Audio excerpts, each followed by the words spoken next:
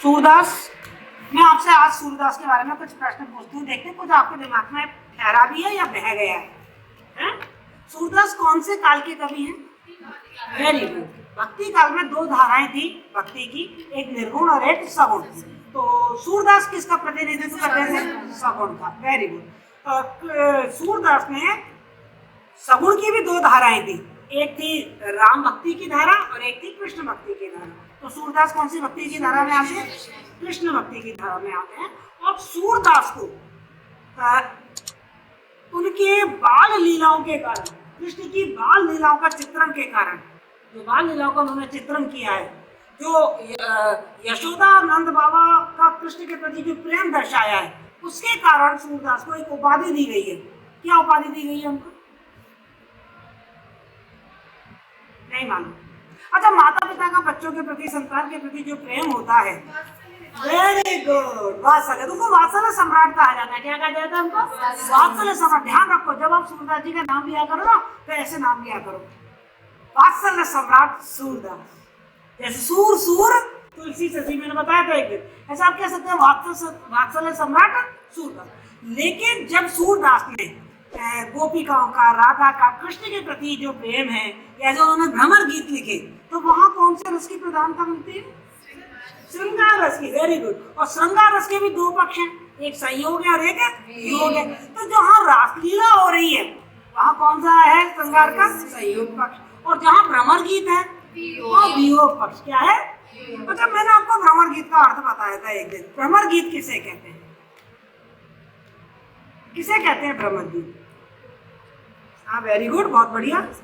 जो गोपी भंवरे को संबोधित करती हुई उद्धव पर व्यंग कस रही हैं, उपालंब दे रही हैं, उसके निर्गुण ब्रह्म का खंडन कर रही हैं। तो मैंने आपको ये भी बात बताई थी कि जब हम भ्रमर गीत पढ़ेंगे, तो भ्रमर गीत में हम मुख्य रूप से तीन चीज देख रहे हैं। एक तो गोपियों की या राधा की या ब्रजवासियों की कृष्ण के प्रति जो सगुण भक्ति है, उसके प्रति एक निष्ठता।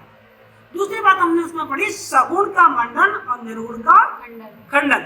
निर्गुण ब्रह्म नहीं है। एक तरीके से सूरदास जी ने भ्रमर गीत के माध्यम से, उस समय एक संघर्ष चल रहा था उनके, जैसे आज है ना मोदी या कांग्रेस, मोदी या कांग्रेस, ऐसा उस समय भी एक संघर्ष चल रहा था, सगुण या निर्गुण, सगुण भक्ति या निर्गुण भक्ति। तो सूरदास ने सगुण भक्ति का पक्ष किया, समर्थन लिया, उनका मंडन किया कि सगुण भक्ति इसलिए ज्यादा अच्छी है गोपिकाओं के भ्रमर गीत के माध्यम से। एक हमने देखा था कि यहाँ पर हम जो गोपी हैं, जो राधा है, जो सखियां हैं, जो ब्रजवासी हैं, उनकी वाक चातुर्य देखने को मिल रहा है ना। उनका उपालंब शैली में, कौन सी शैली है इसकी? उपालंब। उपालंब का मतलब उल्हाना शैली, उल्हाना दे रहे हैं वो, है ना। और उनकी प्रेम की एक निश्चितता देखने को मिल रही है, साथ ही उनका वाक चातुर्य देखने को मिल रहा है। अच्छा, ये बताइए सूरदास की भाषा कौन सी थी?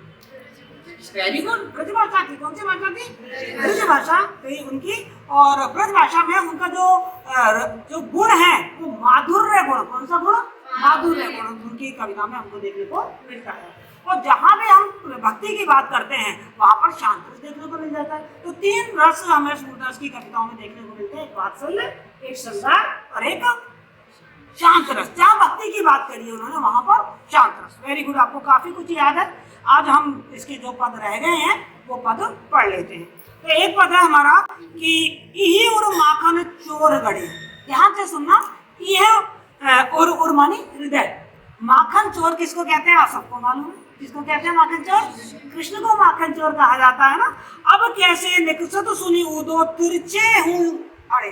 मैंने आपको एक बात बताई थी कि गोपिकाओं का वाक्चातुर्य देखने को मिलता है, उनकी तर्कशीलता देखने को मिलती है कि वो अपने सगुण जो भक्ति है उसके पक्ष में तर्क दे रही हैं कि भाई हम कृष्ण को निकालें कैसे? तिरछी होकर हमारे हृदय में अड़ गए। अब कोई चीज सीधी हो तो निकल जाएगी, अब कोई चीज तिरछी हो जाए तो उसको तो निकालना बड़ा टेढ़ी खीर है। यद्यपि अहीर जसोदा नंदन कैसे जात छड़े। और वहाँ जादोपति प्रभु कहियत है, हमें ना लगत बड़े। और को वसुदेव देवकी नंदन को जाने को बूझे। सूर नंद नंदन के देखत और न काऊ सूझे। फिर उन्होंने कह दिया और न काऊ सूझे, यानी कि प्रेम की एक निष्ठता, कोई और हमें सूझता ही नहीं है, कृष्ण के अलावा हमें कोई दूसरा सूझता ही नहीं है। कि हमें छोटी छोटी सी चीज जो हमें समझ में आ गई थी, वहां से हमने पूंछ पकड़ी, अब पूंछ पकड़ के हम इसके अंदर घुसते हैं। तो ये ही माने जो गोपिकाएं हैं, जो सखियां हैं, वो भंवरे को संबोधित करते हुए और तर्क दे रही है सगुण भक्ति के पक्ष में उद्धव को। जब उद्धव ने निर्गुण ब्रह्म का उपदेश दिया तो कहते हैं ये और माखन चोर गड़े, हमारे हृदय में तो जो माखन चोर है वो गड़ गए हैं, अर्थात पूरी तरीके से प्रतिष्ठापित हो गई है, स्थापित हो गई है। किसी गड़ी हुई चीज को निकालना बड़ा मुश्किल है। यदि ऊपर कोई चीज पड़ी है तो उसको हम निकाल देंगे। तो हमने कृष्ण से कोई ऊपरी प्यार नहीं किया है, हमारा कृष्ण के प्रति जो प्रेम है ना वो गहराई वाला प्रेम है, गंभीरता के साथ हमने प्रेम किया है, तो हमारे हृदय के अंदर गड़ गए हैं। अब बताओ कृष्ण जब गड़े हुए हैं तो निकलेंगे कैसे? नहीं निकल सकते। दूसरों ने एक तर्क क्या दिया, अब कैसे निकलता? तो सुने ऊदो, अरे ऊदो सुना, बता कैसे निकलेंगे? वो तो क्या हो गया, तिरछे ये जो अड़े तिरछे होकर अड़ गए हैं हमारे हृदय में। देखो मैंने आपको पहले भी कहा था किसी बोतल में या किसी में यदि सीधी लकड़ी पड़ी है तो निकाल देंगे, लेकिन अंदर जाके ये टेढ़ी हो गई है तो उसको निकालना बड़ा मुश्किल हो जाएगा। और श्री कृष्ण की तो जो भंगिमा है वो है त्रिभंगी लाल। श्री कृष्ण की यदि आपने मूर्ति और तस्वीर देखी है तो आपने देखा होगा 3 जगह से टेढ़े हो रहे हैं त्रिभंगी लाल। यदि वो त्रिभंगी उनकी टेढ़, उनका जो प्यारा वो टेढ़े, फिर कमर टेढ़ी और फिर गर्दन टेढ़ी, और वो तो टेढ़े होकर हमारे हृदय में अड़ गए हैं, वो तो त्रिभंगी लाल बन गए हैं। तो कैसे तुम हमारे हृदय से उनको निकालोगे? अर्थात हम कृष्ण की भक्ति को नहीं छोड़ सकते। ये तो उन्होंने तर्क दिया है, लेकिन उनका मतलब क्या है कि हम कृष्ण की भक्ति या सगुण भक्ति को नहीं छोड़ सकते। यद्यपि अहिर जसोदा नंदन कैसे जात चढ़े और देख सुन उदो, तो जाति पाति और धर्म का बखेड़ा मत खड़ा कर।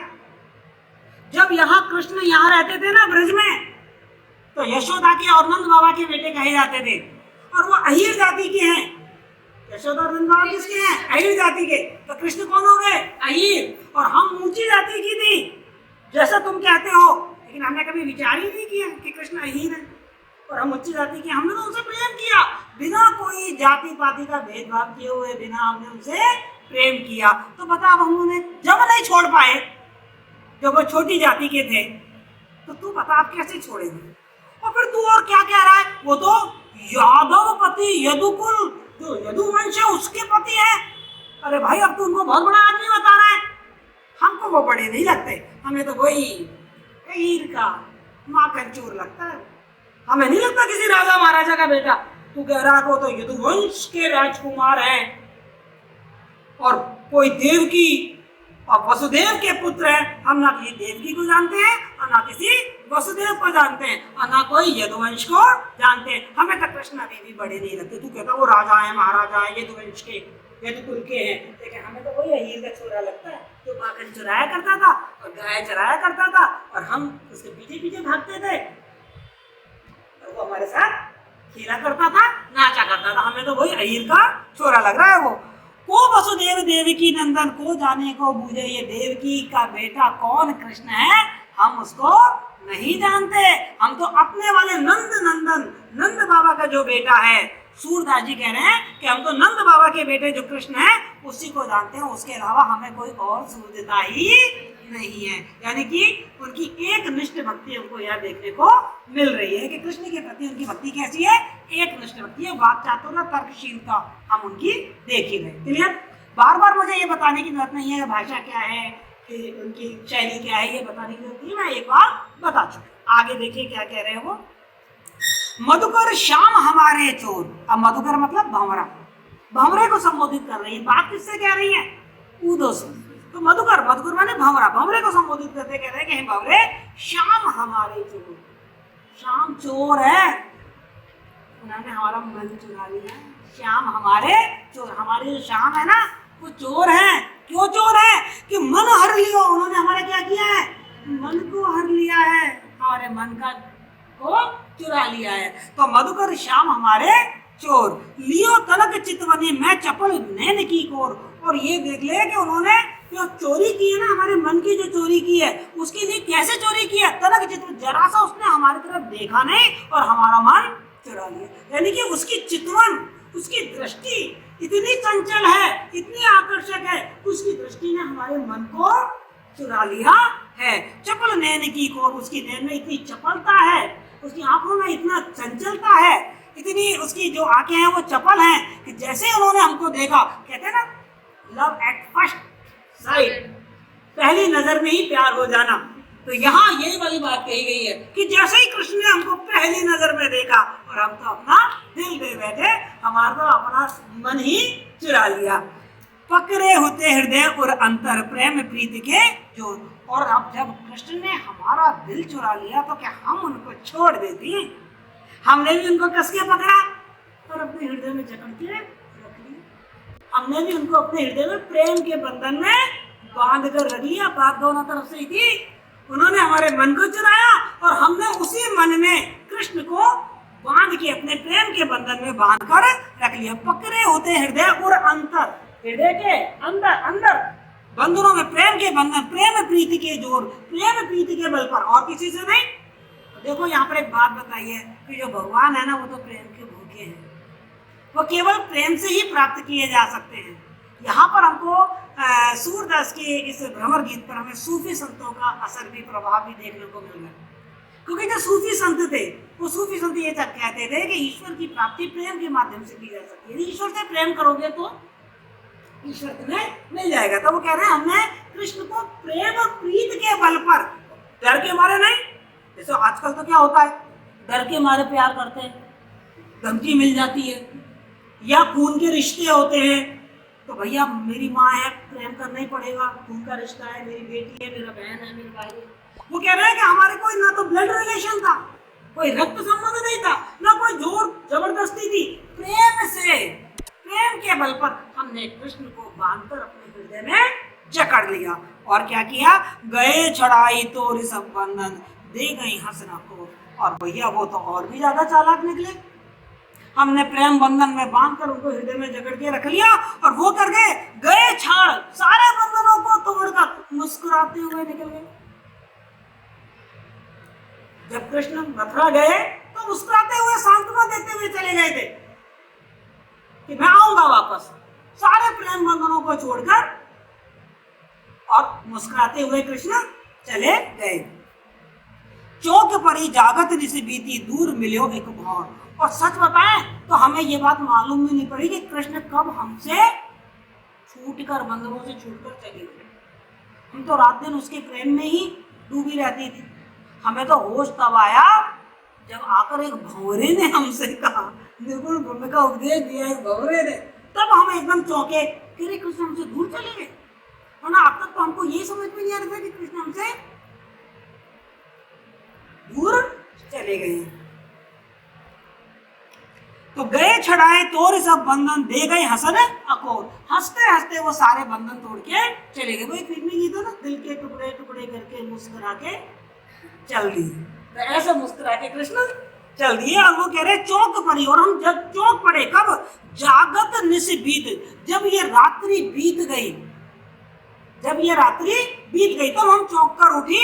दूर मिलो एक भंवरा, तब हमको एक भंवरा मिला। जब कृष्ण, जब तो हंसते हंसते चले गए, हम प्रेम में डूबे रह गए, लेकिन जब हमने देखा कि कृष्ण वापस नहीं लौटे हैं, जब कृष्ण वापस नहीं लौटे हैं तो हमारी जो योग जो हमारी साधना थी, जो प्रेम की, कृष्ण के प्रति जो हमारा प्रेम थी, वो निराशा की रात्रि में हम एक दिन चौंक कर उठे, जब एक भंवरे ने आकर हमको निर्गुण ब्रह्म का उपदेश देना शुरू कर दिया। भंवरा अर्थात कूदो।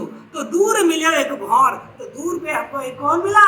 एक भंवरा मिला, जिसने हमको निर्गुण ब्रह्म का उपदेश देना शुरू कर दिया। किसके ऊपर ताना है, व्यंग है, टोंट है? कूदो के ऊपर। तो अब तक तो हमें मालूम ही नहीं था, हम तो कृष्ण की प्रेम में ही डूबे हुए थे। सूरदास प्रभु सर्वस लूटे हो, नागर नवल किशोर। और वो जो नागर मतलब जो चतुर कृष्ण थे, जो नवल किशोर थे, जो नव युवक थे। नवल किशोर का मतलब क्या है? जिनका अभी 12-13 साल के थे कृष्ण जब मथुरा गए। तो जो नवल किशोर थे, जो नव युवक किशोर थे, सुंदर और चतुर नवल किशोर थे, जो नवयुवक कृष्ण थे, उन्होंने हमारा सर्वस्व लूट लिया है। उधो सब कुछ चुरा के ले गया वो हमसे, हमारा चैन, हमारी नींद, हमारा आराम, हमारा सुख, हमारा मन, सब कुछ लूटकर वो कृष्ण हमसे लूटकर ले गया है। तो यह समझ में आया? कोई दिक्कत?